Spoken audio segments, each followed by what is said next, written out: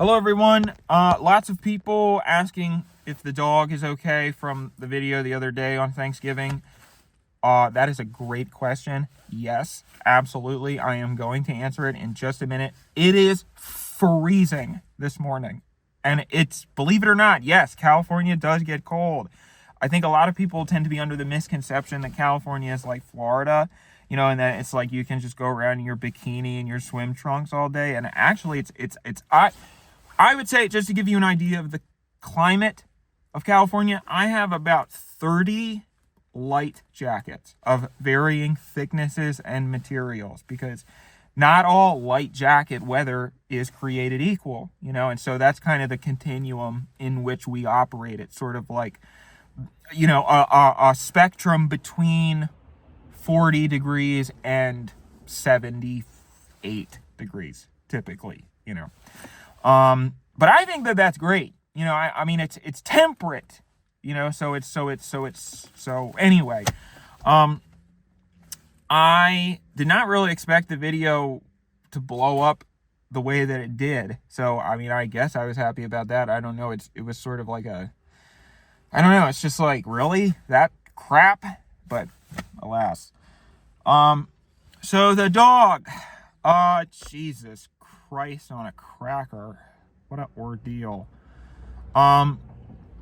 So when I left off on that video, it dawned on me, I guess just a quick recap, on Thanksgiving, I made my famous broccoli Cheez-It casserole, and I, added a special ingredient that is unorthodox. And my cousin, who has a problematic relationship with food, gave some of the casserole to my aunt's dog rather than eating it herself, which I realized mid-video and abruptly shut the video off, because it dawned on me that I had been talking for about 30 minutes, since the dog had ingested the casserole. And so that meant I maybe had 5 to 10 minutes if I was going to save this dog's life. I know that there's a lot of people who get like, oh no, the dog. So I'm going to try to not, I am going to try not to, let's just say this dog had a bad afternoon. And I'm going to try to not,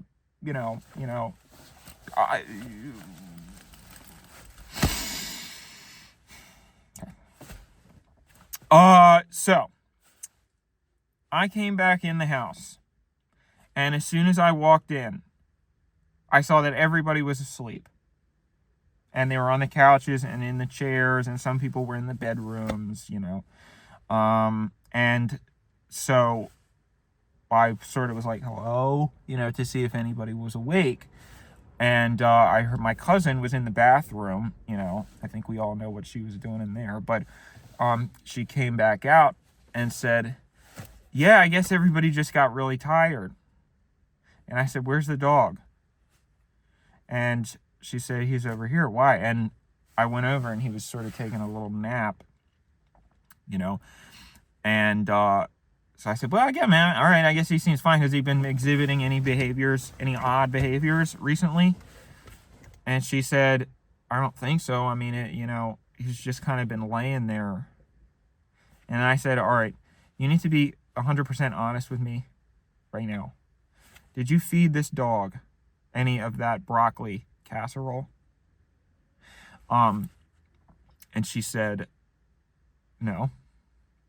So I said, okay, I'm going to ask you again. And I don't care about your psychological problems. This is an objective fact that I need to establish for the life or death of this dog. So, did this dog ingest any broccoli cheddar casserole? Because if he did, he will die. If he ingested any amount, he will die. It is 100% certain. So you need to tell me right now. And so she struggled, and she said, why? What's the problem? You know, and I said, cheese is very bad for dogs.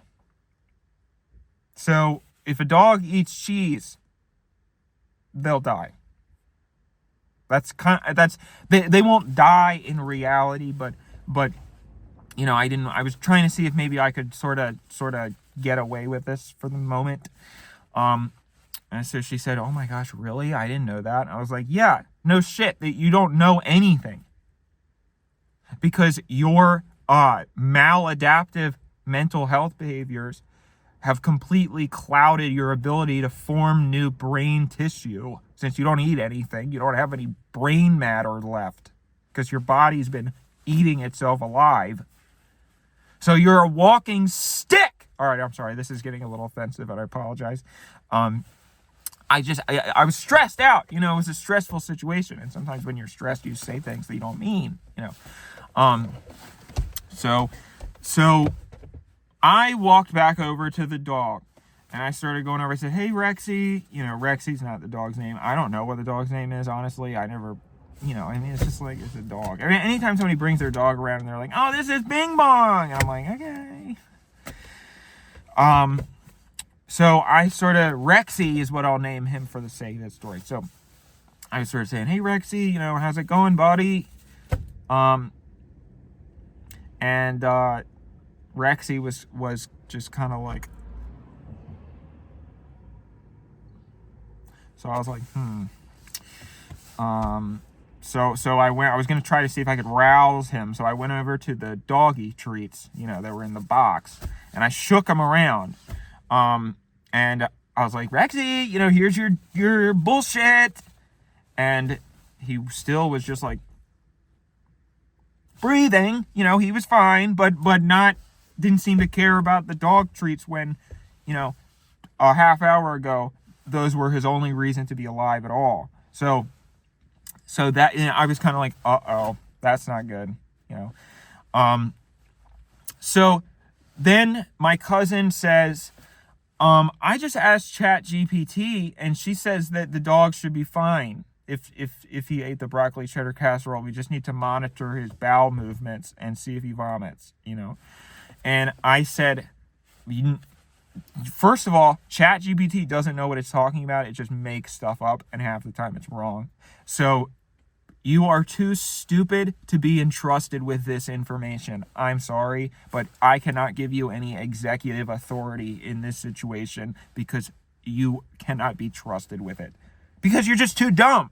And I'm not saying that as a mean thing. You know, you can go, I wouldn't trust you if I was wondering, you know, how should I take a selfie that would get a lot of engagement on Instagram, then yeah, you'd be a leading authority in that department. But for right now, you know, how can I set up a video so that it accentuates my ass? You know, then I'll ask you that question. But when we're talking about dog toxicology, that's not your department. Stay out of it. So I said, I don't want to hear you say anything else about this situation unless it is in response to something that I said. So the next thing I said was, I need you to look up emergency vet clinics near us right now. And she said, I really think that you're overreacting. I don't think this is a big deal. And again, for my animal lovers, I'm going to try to be delicate with some of this, but all of a sudden Rexy started exhibiting a new symptom that was distressing. So then I looked at my cousin, I said, do you want to waste another 5 minutes, or do you want to look up the emergency vet clinics? Because here's the thing about my family. They're white. So their dog dying would be far, far worse than me having administered pharmaceuticals to them unbeknownst to their knowledge. So she was like, okay, all right. So she starts looking up on her phone, and I'm trying to see if I can maybe get this dog to throw up, you know. So I remember there was a Louis C.K. bit back in the day where he made his dog throw up with hydrogen peroxide. So I remembered that instantly. And I went into the bathroom and I started looking for the hydrogen peroxide, and I took it out and I started trying to do, the basically the Louis C.K. bit. And then all of a sudden, I hear a knock at the front door. So I'm like, who the fuck is this? I turn around and it's a couple of goobers, with big dumb smiles on their faces. They're both carrying trays of food with aluminum foil on them. And I'm like, who the fuck is this? Because they're not in my family. I don't know who they are. So the windows the doors are glass, so they can see in the house. They can see everything. It's basically like a diorama, and they can see that all my family's asleep. They can see that I'm over in the corner with Rexy shoving a bottle into his mouth. They can see my dumb cousin texting like this. So I said, well, I can't just ignore them because they've seen everything now. So I go over, and my cousin also says, who is that? I said, I don't know. Do you know? And she said, no. So I went over to the door, and I tried to act natural. And I said, hi. I don't want to be rude, but who are you? And they said, oh, it's so nice to meet you. We're Colleen's work friends. I was like, who? Colleen? And I looked back at my cousin. I said, I tried to mouth who's Colleen. She was like, I don't know. So I was like, oh, that's so great. Hi. What you got there? And they said, oh, we have we brought up pecan pie, and we also brought some green bean casserole. And I said, oh, that's great. So listen, this honestly, I think there's a flu going around. I think that we have a stomach flu, so I don't want to get too close to you guys. So why don't you leave? And they said, oh, no, it's fine. We're boosted. We're vaccinated. We got all that stuff. We also just got sick with the stomach flu. So if anything, Colleen probably caught it from us, and then Colleen gave it to you guys. So we're patient 0, right? So it should be fine. So again, I was like trying to remember who the fuck is Colleen. Because we have a large family, and so I was, I don't know. So I was just trying to rack my brain to see if there's any possible way that I can get these people to leave immediately and not ask any more questions and not think any more about this, whatever they saw right now. So I said, okay, can I tell you something?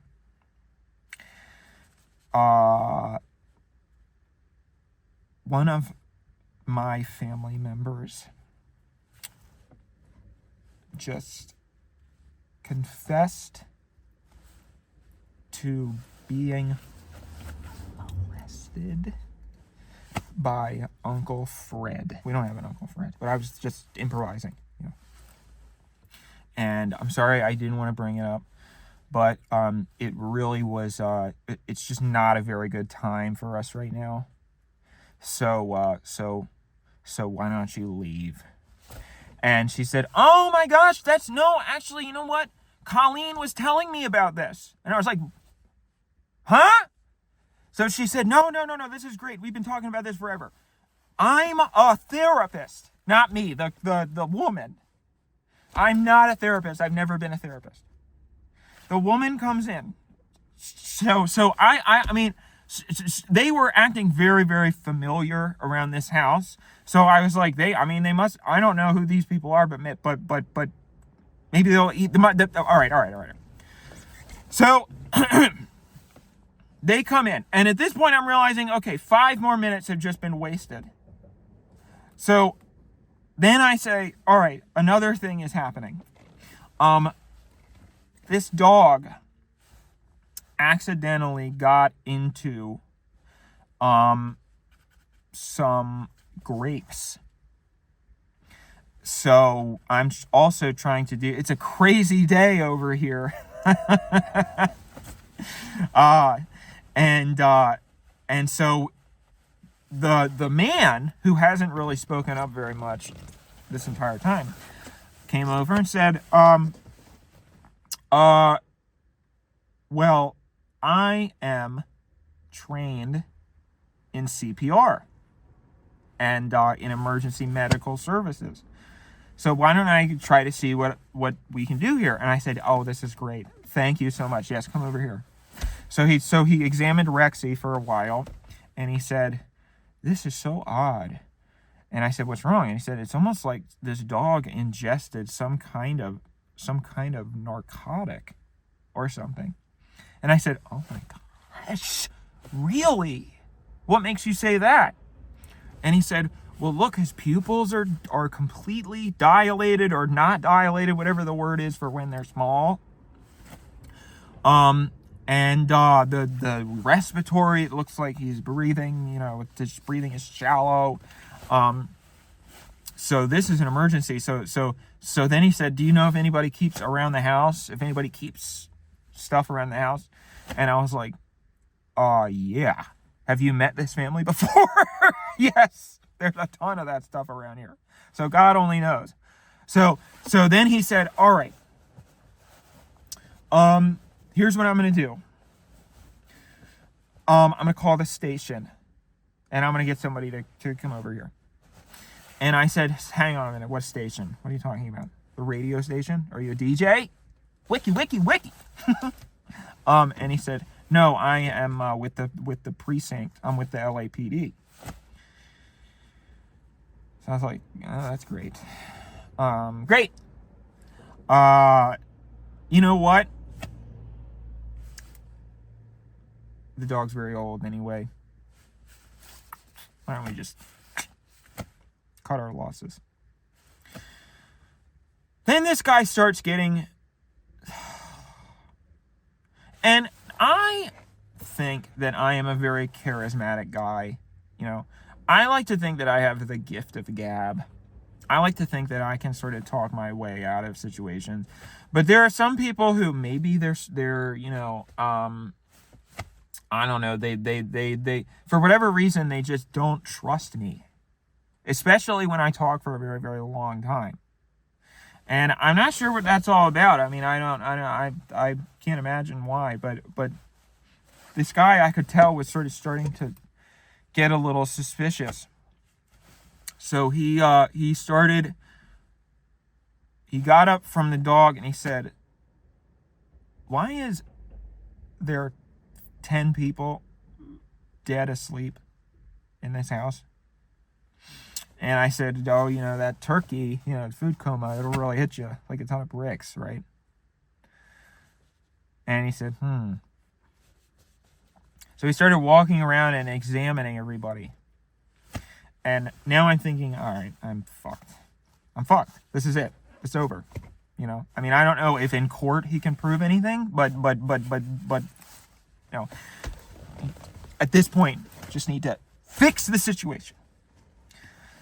So my cousin, I realize, is talking to the woman. And they've been yakking for 5 solid minutes. So I go over to my cousin. I say, excuse me, can I talk to you for a minute? And I say, what in God's name have you told her? And she said, oh, no, don't worry. We're just talking about dieting. We're talking about being, I don't know, Paleolithic or whatever the thing is. So I said, okay, you two are useless. Keep being useless together over here. Now, you just heard me explain everything about this situation. I really tried to solve this without being drastic. But it was beginning to dawn on me that now I have no other option.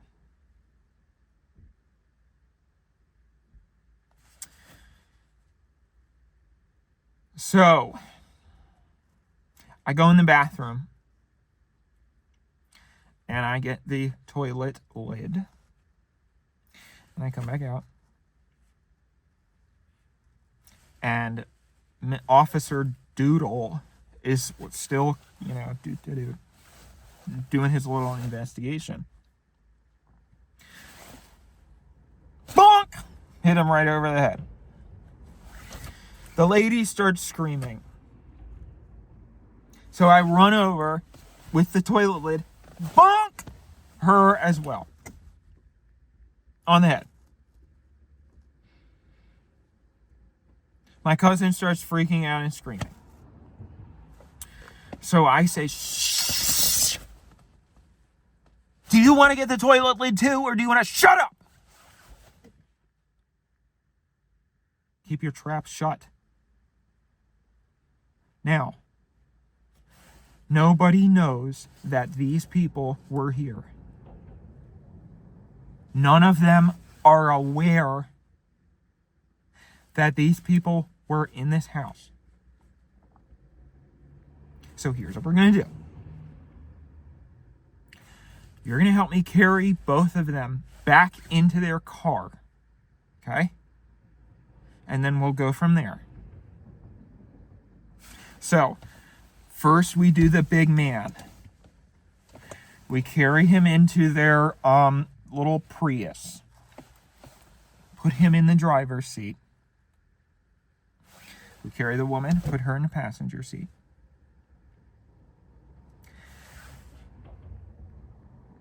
We take a brick from the garden. I turn the ignition on the car. I put the brick on the accelerator. And I walk away. And I go back in the house. Shut the door.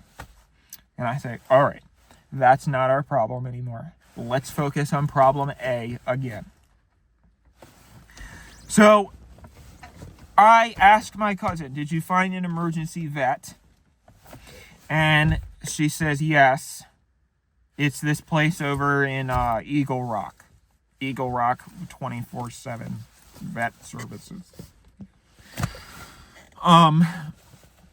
So I say, great. Help me carry Rexy into my car, and we'll take Rexy to the emergency vet. Then I remember that there's tandem parking. So I am blocked in by a mysterious car that I don't know whose car that it is. So I say, and I asked my cousin, do you know whose car that is? The red one that's blocking me in? And she said, So I said, well, you don't know anything. Forget it. See you later. Go back inside. And I just start rifling through everybody's pants pockets. So I started on the far left, and I reached in, tried to grab the keys. Beep, beep. See if I heard any honking from the driveway. Put it back in the pocket. Next person. Beep, beep. Put it back. Next person. Beep, beep. Nothing. Finally, I get over to my Aunt Trish, which is not her name, but I'm trying to protect anonymity. And I rifle and, go in her pockets. Beep, beep. Nothing. I go over to my Uncle Fester. That's not his name either, obviously. And I stick my hand down his pocket. And he has very, very deep pockets. In a literal sense and in a figurative sense. He's very rich, but he also a literal sense. I was trying to dig deep in there. And I was trying to rifle around and see if I could find the keys. Sort of just like... And I couldn't find anything. So I'm doing that. And then I look over at my Aunt Trish. And she's like,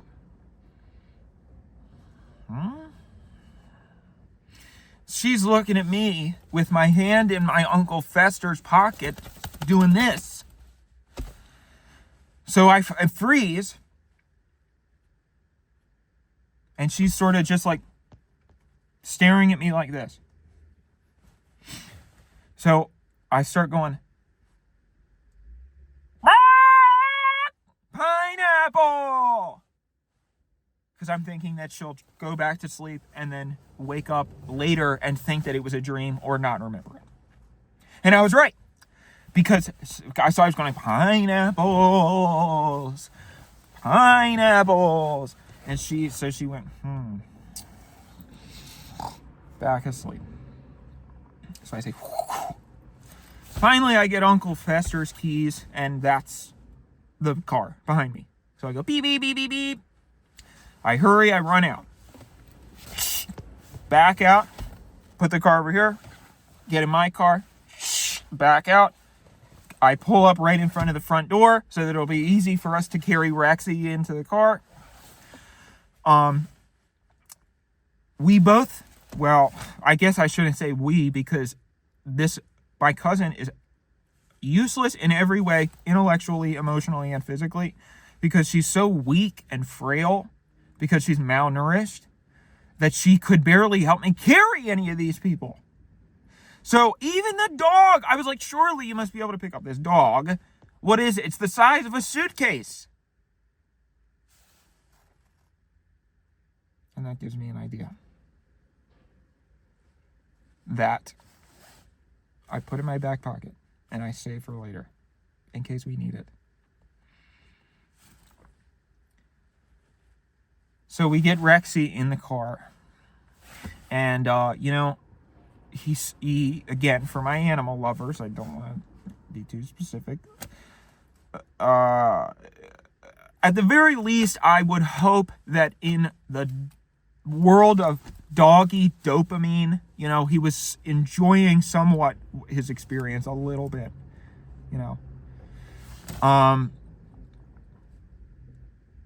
So my cousin's in the passenger seat, and I say, okay, tell me the name of the vet clinic that you found, and I'll put it in my GPS.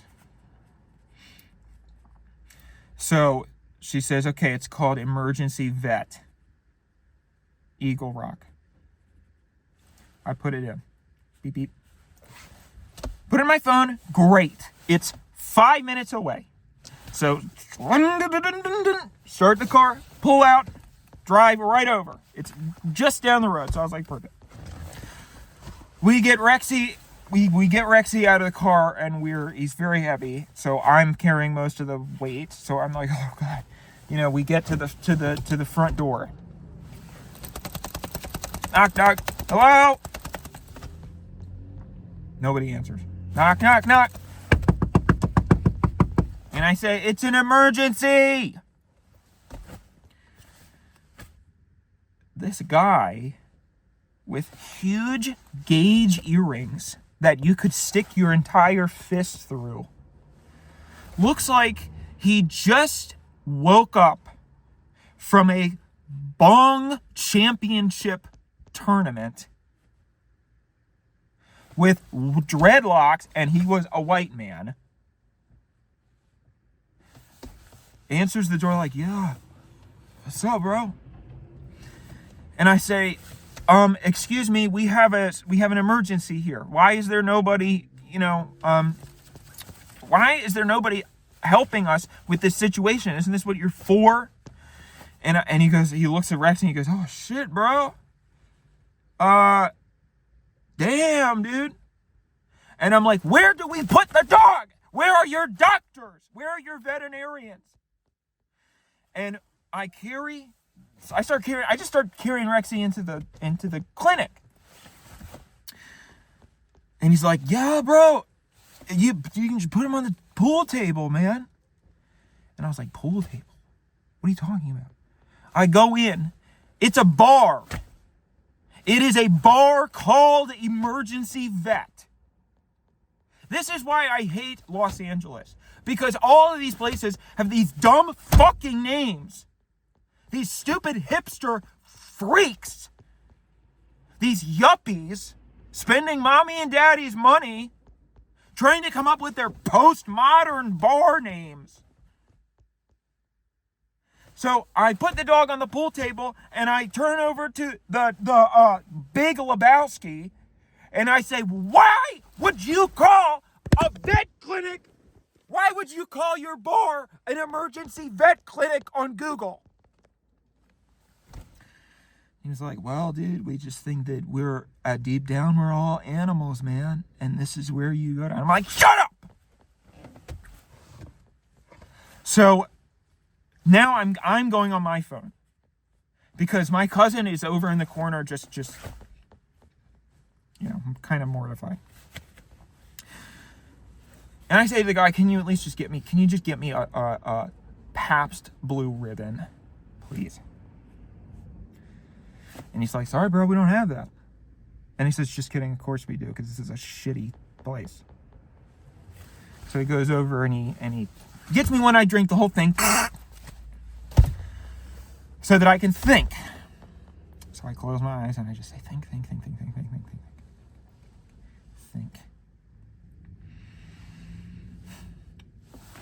I type in I start looking for emergency vets on Google.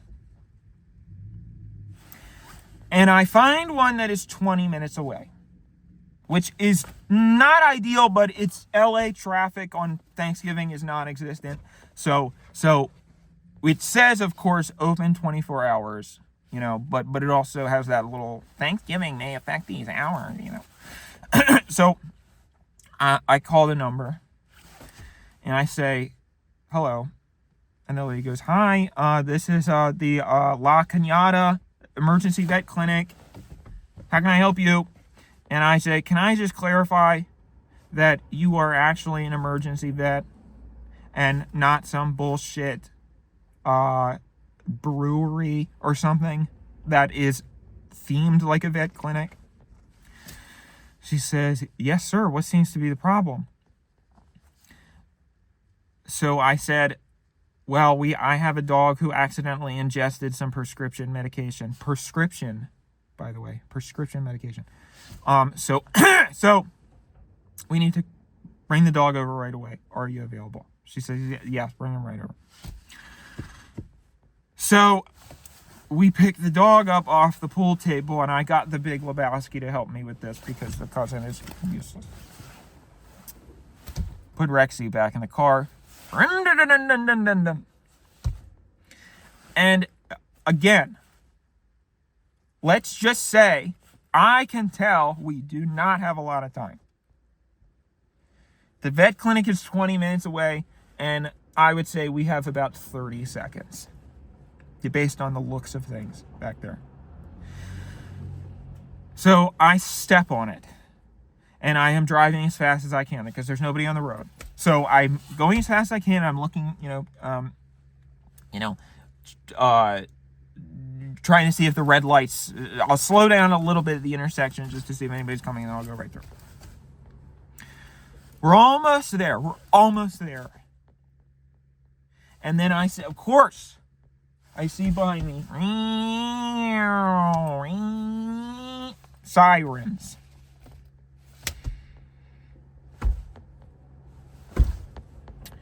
So then I just go, fuck!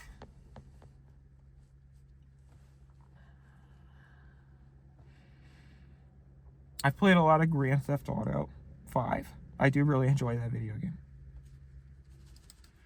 So there is a split. I'm just considering my options because you have I would say that you have about 30 seconds before the police officer thinks that you're running. So I'm trying to use these 30 seconds to think about exactly. Oh my goodness, sorry. To think exactly about what I'm going to do. I pull over and I tell my cousin, just act natural. The cop walks over to my window. And here's the thing. If you've ever watched this YouTube channel before, then you're probably aware that, let's just say, my profile in the database, it is probably not, you probably couldn't eat off of it. Let's put it that way. So, I'm thinking. Dan, come on, Dan. And I start to pray for an idea. Cop walks further.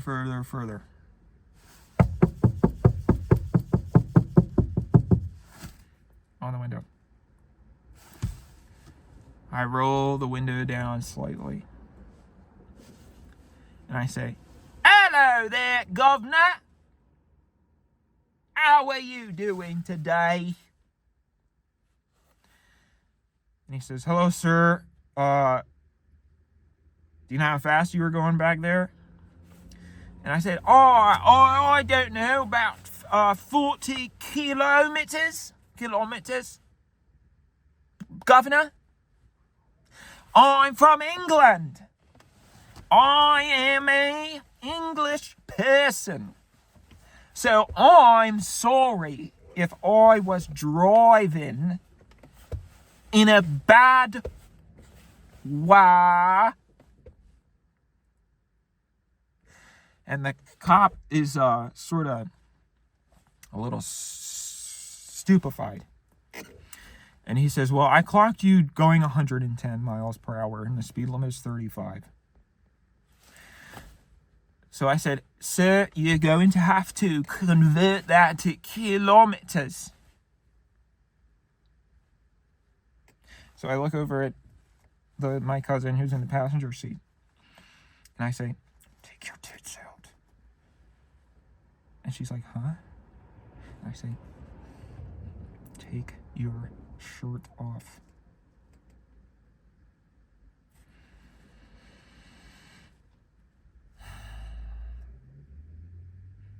Now, I don't like myself.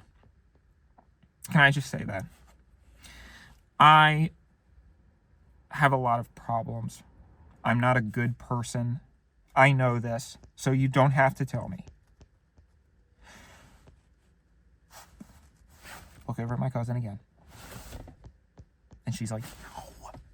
And I'm like, "Ah!"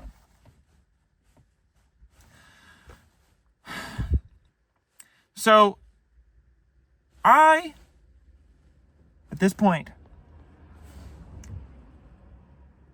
a sort of wave of acceptance washes over me. A wave of peace and tranquility. And I think, you know what? I've lived a good life. Can't complain. So I unbuckle my seatbelt and I start preparing to go like, "Ah!" and run out of the door. And hopefully he'll just shoot me. As soon as I go to unbuckle my seatbelt, all of a sudden I hear his radio. All available units. So I'm like, "Huh?" And he goes, "Hang on a minute, sir." Walks back over there. So I'm like, "Please God, please God, please God, please God." He goes, "I'm available. What's going on?" The radio says, we got a report of a Prius apparently crashed into a homeless shelter. 30 casualties. So he walks back over, he says, "It's your lucky day, pal." Gets in the car, drives away. And that is just one of those moments, I almost want to cry thinking about it. Because that's just one of those things that tells me that somebody is looking out for me up there. And I am doing the right thing.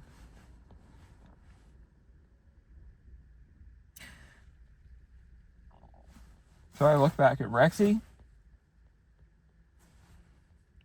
And I'm not a vet. So I don't know what's going on at this point. Because, dogs also like to sleep in the car. I mean,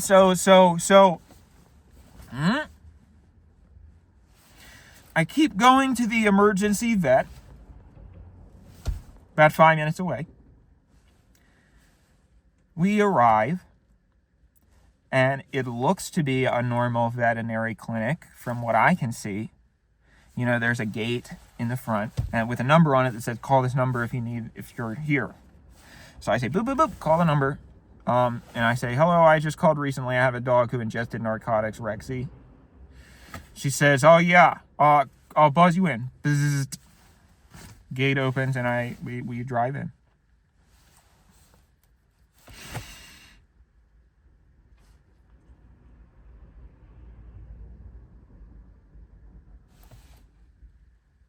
The vet people come out.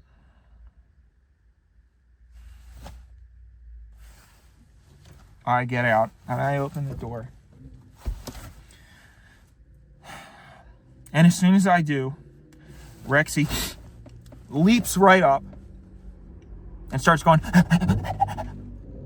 totally fine. Gets out of the car, sprints down the road. So I look over at my cousin and I say, what the fuck? And she said, I told you I didn't give him any casserole. So I get out and I chase Rexy down the road. And he runs faster and faster because he doesn't like me for whatever reason. The vet people are not helping at all. They're just staring gawk-mouthed. My cousin's not helping me, of course.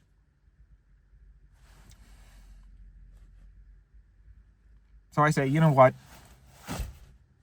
Somebody on Facebook will get him. Walk back in my car.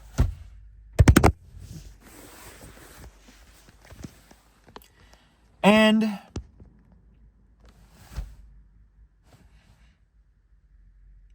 that was it.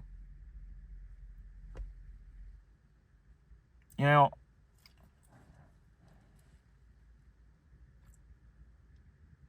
everybody woke up the next day and the group chat